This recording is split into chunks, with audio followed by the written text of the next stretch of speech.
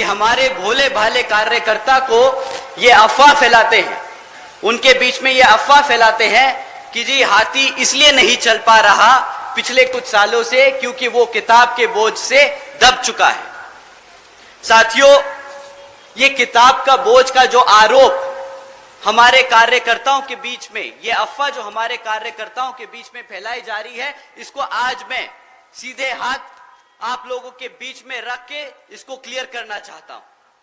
साथियों, पिछले कुछ हफ्तों से इलेक्टोरल बॉन्ड्स के बारे में न्यूज चल रही है। क्या आप लोगों ने इलेक्टोरल बॉन्ड्स के बारे में खबर सुनी? आप लोगों ने खबर सुनी? अगर जिसने नहीं सुनी, आज मैं कुछ इंपॉर्टेंट पॉइंट्स उसके बारे में आपके सामने रखता हूं। ये हमारे किताब के जो अफवाह फैलाने वाले विपक्षी लोग हैं उनके लिए। साथियों, पिछले 6 साल में 25 राजनीतिक दलों ने तकरीबन 16,500 करोड़ रुपए बड़े बड़े धरना सेठों की कंपनियों से इलेक्टोरल बॉन्ड यानी चंदे के रूप में लिया। साथियों, इन 25 राजनीतिक दलों में बीजेपी से लेकर समाजवादी पार्टी तक सबका नाम है, सिवाय एक के। क्या आप जानते हैं किस पार्टी का नाम इलेक्टोरल बॉन्ड्स के चिट्ठे में नहीं आया? साथियों, आपकी बीएसपी। सही कहा। एक बार जोर से बोलिए कि कार्यकर्ता यहां पर अपने तन मन और धन से इस पार्टी को चलाता है, ना कि किसी धरना सेठ के पैसों से। बीएसपी केवल यहां उत्तर प्रदेश में ही नहीं बल्कि पूरे देश में बड़े बड़े पूंजीपतियों व धरना सेठों के धन बल से नहीं बल्कि अपने समर्थकों, कार्यकर्ताओं के तन मन धन से हमेशा से अपने चुनाव लड़ते आई है और आगे भी अपने कार्यकर्ताओं के समर्थनों के धन से ही अपना चुनाव लड़ती आएगी। साथियों, इन पूंजीवादी पार्टियों के हथकंडे जो किस तरह से हमारी पार्टी को तोड़ने के लिए लगाए गए हैं, इस पे हम आगे जाके थोड़ा सा और बात करेंगे। परंतु अब लोकसभा आम चुनाव में ये पार्टियां फिर आपके बीच में आके आपसे झूठे मूठे वादे करेंगी। झूठे मूठे क्या, मीठे मीठे वादे करेंगी। आपको बताएंगी कि किस तरह वो आपके लिए सीटें आरक्षित करेंगी, किस तरह आपको मुफ्त में राशन देगी। परंतु इस बारी पहले आप उनसे पूछिएगा कि भाई जब पिछले 10 साल से तुम सत्ता में आसीन हो तो उसका जरा रिपोर्ट कार्ड हमें दे दो, उसके बाद हम तुम्हें बताएंगे कि वोट देना है कि नहीं। और इस बारी मैं कुछ मुद्दे आपके बीच में छोड़ के जा रहा हूं जो आप उनसे पूछ सकते हैं। साथियों, पिछले 10 साल से भाजपा केंद्र की सरकार में आसीन है और उनसे आप सिर्फ 3 मुद्दों पे बात कीजिएगा कि भाई तुमने हमारे बच्चों की शिक्षा के लिए क्या किया, उन्होंने हमारे युवा साथियों के रोजगार के लिए क्या किया और हमारे बड़े बुजुर्गों की सुरक्षा के लिए क्या किया। साथियों, मैं ये कुछ पॉइंट्स आप पे छोड़ के जा रहा हूं जो आप उनसे जरूर सवाल कीजिएगा। साथियों, शिक्षा के मामले में बीजेपी की सरकार के नाम क्या क्रेडिट आता है? हर दूसरे तीसरे महीने पेपर लीक की खबरें आती हैं। ये है इनकी शिक्षा। पिछले ही कुछ महीनों में उत्तर प्रदेश में भाजपा की सरकार में कुछ पुलिस कांस्टेबल की पोस्ट के लिए एक एंट्रेंस एग्जाम रखा। करीब 60,000 बच्चों ने, हमारे युवा साथियों ने उसके लिए अप्लाई किया, इस उम्मीद से कि उनका विचारों का सिलेक्शन हो जाएगा, कि वो भी अपने घर में अपने माँ बापों के लिए एक मजबूत पिलर की तरह खड़े होंगे, उन्हें फाइनेंशियली सपोर्ट करेंगे। परंतु क्या होता है, कुछ दिनों बाद पता चलता है कि जी पेपर लीक हो गया और वो पेपर रद्द कर दिया गया, ना वो पोस्ट कभी भरी गई। साथियों, आज बीजेपी की सरकार के दौरान पिछले 10 साल से पढ़ाई शिक्षा के मामले में इतना दर गिर चुका है कि आज अगर आप 8वीं कक्षा के बच्चे से पूछे कि भाई तुम प्लस माइनस डिवीजन मल्टीप्लिकेशन कर सकते हो क्या, सरकार का सर्वे है, साथियों सरकार का सर्वे है कि आज भी 8वीं कक्षा के बच्चे, आधे बच्चे ये प्लस माइनस तक नहीं कर सकते। किस बात की शिक्षा दी है उन्होंने पिछले 10 साल में? साथियों, अगर आप बोलते हैं कि इंडिया को आप वर्ल्ड में सबसे बड़ी इकोनॉमी बनाने जा रहे हैं, तो उसकी सबसे बेस फाउंडेशन एजुकेशन होती है, हमारी शिक्षा होती है। और आप अगर भारत से अमेरिका में काम लोगे, अगर आप भारत से चाइना में काम लोगे, अगर आप भारत से यूरोप से काम लोगे, तो आपकी बेसिक एजुकेशन क्या है? कि आपको अंग्रेजी बोलनी आनी चाहिए? भाई, आप उनसे हिंदी में तो बात नहीं करेंगे ना, आपके बच्चे अंग्रेजी में ही उनसे बात कर पाएंगे। परंतु भाजपा की पिछले 10 साल की सरकार में शिक्षा का इतना बुरा हाल हो चुका है कि आज हमारे बच्चे अंग्रेजी का एक सेंटेंस नहीं बोल पाते। और ये मैं अपने मन से नहीं, सरकार के सर्वे और डेटा रिकॉर्ड से बोल रहा हूं। तो पूछिए भाजपा की सरकार से कि ना तुम पेपर पूरे करा पाए, ना तुम हमारे बच्चों को प्लस माइनस सिखा पाए, ना तुम उन्हें इंग्लिश बोलना सिखा पाए, तो किस बात की तुमने हमारे बच्चों को शिक्षा दी? उन्होंने आपके साथ, आपके भविष्य के साथ खिलवाड़ किया है साथियों। ये बात शिक्षा के साथ साथ आपके भविष्य का है। तो आप एक बार जरूर उनसे पूछिएगा कि भाई साहब, पिछले 10 साल में आप ना ही साका खाली सेंटर में नहीं, यहां उत्तर प्रदेश की राज्य सरकार में भी आसीन है और आपके हालात कहीं पे भी सुधरे नहीं। तो इस बारी किस मुंह और हक से आप हमसे वोट मांगने आए हैं? साथियों, वैसे तो केंद्र की सरकार डिजिटल इंडिया के नाम पे बहुत ढिंडोरा पीटती है, जहां जाती है वहां बताती है कि डिजिटल इंडिया ये, डिजिटल इंडिया वो, भारत यहां जा रहा है, भारत वहां जा रहा है। पर हकीकत तो ये है साथियों कि आज 65% से ज्यादा स्कूलों में आज एक कंप्यूटर तक नहीं है। आप बोलते हैं कि हम डिजिटल इंडिया बनाएंगे, हम बच्चों को एआई के बारे में सिखाएंगे, हम उन्हें सॉफ्टवेयर डेवलपर्स बनाएंगे। कैसे बनाएंगे? आप सरकारी स्कूलों में एक कंप्यूटर नहीं दे सकते। 35% से ज्यादा, 35% से कम स्कूलों में आज भी इंटरनेट कनेक्शन नहीं है। साथियों, ये जो आपको एक दुनिया में वर्ल्ड इकोनॉमी का सपना दिखाते हैं, वो सिर्फ और सिर्फ झूठे वादे हैं। वे पिछले 25 सालों से झूठा वादा दिखाते आए हैं, पहले गुजरात में और अब पूरे भारत में। और आज इसका नुकसान आप लोग नहीं, आपके भविष्य में बच्चे पे चुकाएंगे। साथियों, समय आ गया है उनसे सही सवाल करने का और सही जगह वोट डालने का। साथियों, जो बच्चे किसी तरह ग्रेजुएशन तक पहुंच गए, क्योंकि सरकारी स्कूल से निकल के पढ़ने में तो बहुत तकलीफ, कोई बच्चा अगर प्राइवेट स्कूल से निकल जाए, ग्रेजुएशन कर ले, पीएचडी कर ले, तो उसके लिए अब रोजगार के मौके नहीं। कैसे नहीं? साथियों, बीजेपी की सरकार के दौरान आज 3 में से 1 ग्रेजुएट बेरोजगार घूम रहा है। ये जो बोलते हैं कि भाई हम हर साल 2 करोड़ नौकरी देंगे, 2014 में बहुत बड़ा वादा लेके आए थे, सबने इसी नाम पे वोट दिया था कि हमारे बच्चों की नौकरी लग जाएगी। आज 3 में से 1 बच्चा बेरोजगार घूम रहा। साथियों, बेरोजगारी का इतना बुरा हाल है कि पिछले कुछ दिनों में ऐसी खबरें सामने आई हैं जो आप सुन के हैरान होंगे। मैं एक हेडलाइन आपके सामने पढ़ता हूं। 90,000 से ज्यादा पीएचडी स्कॉलर्स, इंजीनियर्स और ग्रेजुएट्स ने एक क्लास 4 की नौकरी के लिए अप्लाई किया। ओपनिंग कितनी थी? 1000 पोस्ट एक क्लास 4 की नौकरी के लिए। पीएचडी स्कॉलर्स अप्लाई कर रहे हैं, ग्रेजुएट्स अप्लाई कर रहे हैं।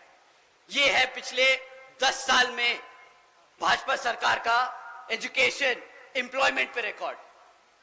साथियों, प्रधानमंत्री जी और भाजपा के केंद्र के सारे मंत्री बड़े गर्व और फख्र से बोलते हैं कि भाई हमने आज तक 80 करोड़ से ज्यादा लोगों को मुफ्त में राशन देने का काम किया। उन्होंने ऐसी स्कीम चलाई मुफ्त में राशन देने की कि आज 80 करोड़ लोग भारत के वो स्कीम के अंदर उसका फायदा उठा रहे हैं। साथियों, केंद्र की भाजपा सरकार जो बड़े चौड़कर बोलती है कि मित्रों, आज बीजेपी की सरकार ने 80 करोड़ से ज्यादा देशवासियों को मुफ्त में राशन देने का काम किया है, परंतु ये कोई इनसे पूछे कि भाई जो 80 करोड़ लोगों को तुमने मुफ्त में राशन देने का काम किया, इसमें इतना चौड़ने की क्या बात है? वो मुफ्त में राशन इसलिए तुमसे ले रहे हैं क्योंकि तुमने उन्हें रोजगार नहीं दिया है। पिछले कई सालों से तुम 2 करोड़ नौकरियों का वादा करते रहे और बताते रहे कि कितनी नौकरियां हैं। अगर नौकरियां होती तो क्या 80 करोड़ में से लोग भारत के आपकी मुफ्त राशन पे डिपेंडेंट होते क्या? बताइए साथियों।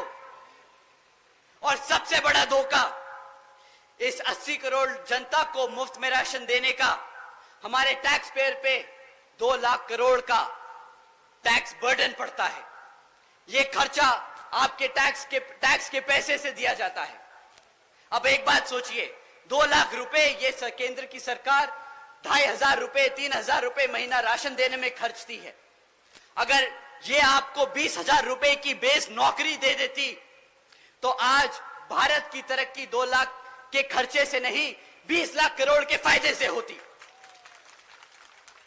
इन्होंने सही मायने में 2.5 लाख करोड़ का चूना नहीं लगाया अपनी जनता को, इन्होंने 20 लाख करोड़ का नुकसान किया है अपनी आवाम का।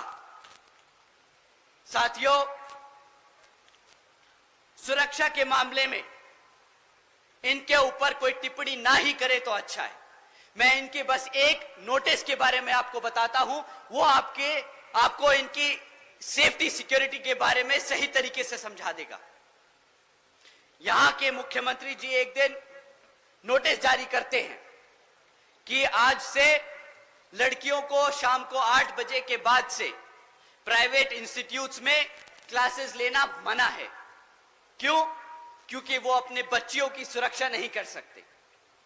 अब साथियों, जो ऐसी गाइडलाइंस पॉलिसीज इशू करे, उसके राज्य में, उसके रहते हुए इस प्रदेश में कौन सी बेटी सुरक्षित होगी? आप अगर अपने बेटी बच्चों को सुरक्षित नहीं रख सकते तो आप क्या हमारे बड़े बुजुर्गों को सुरक्षित रखेंगे? साथियों, ये लोग गर्व करते हैं, इनको बहुत अच्छा लगता है जब इनको लोग बोलते हैं कि ये बुलडोजर की सरकार है। इन मूर्खों को पूछो कि अगर बुलडोजर की सरकार से चीजें टूटती हैं तो तुम्हें वहां सत्ता में बिठाने का काम इस जनता ने जो किया था, यहां पे इस प्रदेश को बनाने के लिए किया था, ना कि तोड़ने के लिए। इन लोगों में इतनी भी समझ नहीं कि बुलडोजर का सरकार का किताब लेके गर्व की बात नहीं, ये शर्मिंदगी की बात है कि जो तुम पे ये पूरी आवाम ये आरोप लगा रही है कि तुम बुलडोजर की सरकार हो। साथियों, इनकी फाइनेंशियल विजडम, इनकी अंडरस्टैंडिंग ऑफ फाइनेंशियल नॉलेज, ये कितने अच्छे हैं भारत के व्यापार में, ये मैं आपको एक और स्टेटस, एक फैक्ट के बारे में एक फैक्ट बताता हूं और उससे ज्यादा मैं उस पर कुछ नहीं कहूंगा। साथियों, जब केंद्र की सरकार में भाजपा आसीन हुई थी तो केंद्र की सरकार पे 58,60,000 करोड़ का कर्जा था। आज 2024 में ये 58,60,000 करोड़ का कर्जा बढ़कर आज 152 लाख करोड़ हो चुका है। इतनी ही अच्छी इनकी फाइनेंशियल नॉलेज है, इतना ही अच्छा इनका बिजनेस सेंस है। ये इंडिया को भारत देश में एक लार्जेस्ट $5 ट्रिलियन इकोनॉमी की बात करते हैं। अगर कर्जे पे चौड़ना है तो भाई साहब, हमें ऐसी सरकार और ऐसा चौड़ नहीं चाहिए। हम चाहते हैं कि हमारे बच्चे को रोजगार मिले, हम चाहते हैं कि हमारा बच्चा हमारे घर में पैसा लेके आए और बोले कि मां, तेरे को बाहर सरकार के फ्री खाने राशन की स्कीम पे जरूरत नहीं है, मैं तेरे लिए कमा सकता हूं। इन्होंने साथियों हर स्तर पे आपके साथ धोखा किया है और अब आपका समय आ गया है इनसे सवाल करने का कि भाई किस तरीके से तुम सरकार चलाते आए हो। अब समय आ गया है इनको इनकी हरकतों के लिए अकाउंटेबल होल्ड करने का। साथियों, ये लोग पिछले 10 साल से आपके साथ हैं, ये 10 साल से आप पे राज करते आए हैं और आज भी जब ये आपके बीच में आएंगे तो अगले 15 साल का सपना दिखाएंगे। ये अपना पिछले 10 साल का रिपोर्ट कार्ड नहीं देंगे आपको। साथियों, मैं बहन जी का गवर्नेंस मॉडल आपके सामने रखता हूं। हम 2007 में सत्ता में आए थे और हम 2012 तक सत्ता में थे, पर आज भी बहन जी के ऊपर से गाइडलाइंस है कि आप आगे आने वाले 5 साल के लिए क्या करेंगे वो नहीं बताएंगे। आपने पिछले 5 साल में क्या किया आप वो बताएंगे। जनता को पता होना चाहिए कि आपकी कार्यशैली कितनी मजबूत है, वो आपके भरोसे पे वोट दे, आपके काम पे वोट दे। तो साथियों, मैं आपके सामने बहन जी के कुछ काम आपके सामने रखता हूं और आप ही डिसाइड करना कि आपके लिए, आपके बच्चों के लिए सही नेता कौन है। बहन जी के गवर्नेंस मॉडल के तहत साथियों, बसपा की सरकार ने महामाया गरीब बालिका आशीर्वाद योजना चलाई थी, जिसके तहत 3,25,000 बच्चियों को 1-1 लाख रुपए देने का बहन जी ने काम किया था। साथियों, बहन जी ने अपनी सरकार में 3,250 करोड़ रुपए अपनी बच्चियों को 1-1 लाख रुपए देने का काम किया जब वो पैदा हुई, ताकि जब वो 18 साल की हो तो उनको अपने माँ बाप या अपने किसी भाई बहन पे डिपेंड ना होना पड़े, वो अपने पैरों पर खड़ी हो सके। देश में पहली बार पैदा होते ही बच्ची 1 लखपति बनी थी बहन जी के शासनकाल में।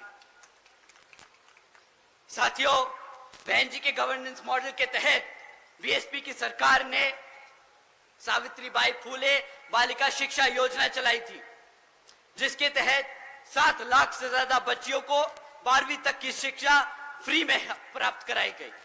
यहां पे बहन जी ने फ्री में राशन नहीं बांटा, यहां पे बहन जी ने फ्री में शिक्षा बांटी है।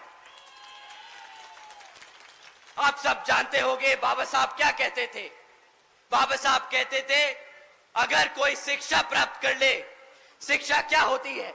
शिक्षा शेरनी का दूध होता है, जो एक बार पी ले तो सिर्फ दहाड़ता है और दहाड़ता ही रहता है।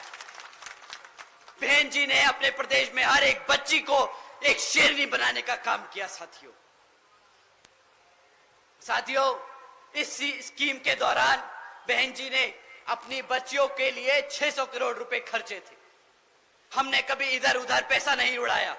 बहन जी ने हमेशा बहुत टारगेटेड, बहुत सटीक तरीके से सही जगह वो पैसे का इस्तेमाल किया, ताकि आने वाली जनरेशन किसी के सामने हाथ ना फैलाए। साथियों, बहन जी मॉडल ऑफ गवर्नेंस के तहत बसपा की सरकार में प्रदेश में कई व्यवसायिक technical institutions, engineering colleges, polytechnic एवं इंडस्ट्रियल ट्रेनिंग इंस्टीट्यूट्स एवं अन्य पिछड़े वर्गों के लिए इन सभी कॉलेजेस, इंस्टीट्यूट्स और एजुकेशन सेंटर्स में 27% सीटों की आरक्षण तय की। साथ ही साथ इसमें पहली बार सरकारी कॉलेजेस में पिछड़े वर्ग के लिए 27% आरक्षण हॉस्टल्स में तय किया। साथियों, बहन जी ने हर वर्ग का ध्यान रखा। वो चाहती थी कि हर बच्चा पढ़े, हर समाज, हर वर्ग का बच्चा पढ़े। किसी के लिए पढ़ाई के लिए पैसा एक मुश्किल ना बन पाए। यहां पे पिछले 10 साल से कांग्रेस, बीजेपी की सरकारें चलती आ रही हैं विभिन्न प्रदेशों में, और सत्ता में केंद्र में भाजपा की सरकार। क्या आप उनसे पूछिए कि भाई तुम फ्री की राशन की बात करते हो, कितने कॉलेजेस बनवाए तुमने, कितने कॉलेजेस चल रहे हैं, कितने बच्चों को तुमने पढ़ाया? सवाल आपके भविष्य का है साथियों। आपके आज वोट डालने से आपके बच्चों का भविष्य बदलेगा। आप लोगों ने अपना जीवन जी लिया है, आज आपके बच्चों के लिए आपको लड़ना होगा। साथियों, बहन जी के मॉडल ऑफ गवर्नेंस के तहत बसपा की सरकार ने सरकारी नौकरियों के साथ साथ देश में पहली बार सरकारी ठेकों में भी आरक्षण की व्यवस्था तय की। हमारे लोग, पिछड़े वर्ग के लोग, बहुजन लोग खाली सरकारी नौकरियों में आगे नहीं बढ़ेंगे, वो प्राइवेट सेक्टर में भी आगे बढ़ेंगे। वो अपने पैरों पर बिजनेस खड़ा कर खड़े होंगे। साथियों, वो अपने आप को नौकरी मांगने नहीं, नौकरी देने लायक बनेंगे। बहन जी ने हमेशा से आप सबके लिए, हमेशा आगे के लिए सोच के काम किया। साथियों, बहन जी के मॉडल ऑफ गवर्नेंस के तहत बसपा की सरकार ने कृषि व संबंधित कार्यों में सबसे पहले मिनिमम वेजेस को 55 रुपए से बढ़ाकर 100 रुपए प्रतिदिन किया। साथियों, साथ ही साथ अन्य पिछड़े वर्गों के लोगों की क्रीमी लेयर की वार्षिक आय 3 लाख रुपए से बढ़ाकर 5 लाख रुपए कर दी, ताकि उन सभी लोगों को फाइनेंशियली लाभ हो सके। साथ ही साथ बहन जी के मॉडल ऑफ गवर्नेंस के तहत बसपा की सरकार में 90,000 से अधिक शिक्षकों को सरकारी नौकरी दी गई, 1 लाख से अधिक सफाई कर्मचारियों को सरकारी नौकरी दी गई, 2 लाख से अधिक जवानों को पुलिस फोर्स में भर्ती किया गया। और साथियों, अपने 5.5 साल के शासनकाल में 6 लाख से अधिक अपर कास्ट समाज के सभी कमजोर लोगों को विभिन्न सरकारी नौकरियों पे पदों पे नियुक्त किया गया। और साथियों, आप जानकर हैरान होंगे, ये सारे काम बहन जी ने तब किए जब पूरी दुनिया आर्थिक मंदी के दौर से गुजर रही थी। इसे कहते हैं फाइनेंशियल इंस्टीट्यूशन, फाइनेंशियल नॉलेज की एक सेंसिबल तरीके से गवर्नमेंट रन करना। साथियों, बहन जी ने कभी सरकारी खर्चे से अपनी सरकारी नीतियों को चमकाने का काम नहीं किया। जो आप सब जानते हैं, भाजपा बखूबी जानती है। 100 करोड़ सैंक्शन करेगी पॉलिसी के लिए, उसमें से 75 करोड़ रुपए उसको एडवर्टाइज करने के लिए खर्च देगी। बहन जी ने कभी ऐसे काम नहीं किए। उन्होंने आपके टैक्स के कमाए हुए पैसे को बखूबी समझा कि वो कितनी मेहनत से कमाया जाता है, और सब जगह वो बांटने का काम किया, क्योंकि वो हमेशा से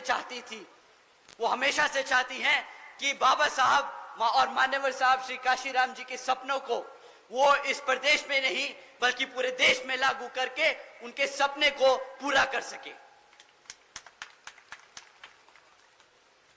साथियों, मैं दिल से ही नहीं बल्कि दिमाग से भी आपसे बोलूंगा कि काम ले इस बारी। दिल से आदमी भावुक होके बोलता है, भावुक होके एक्शन लेता है।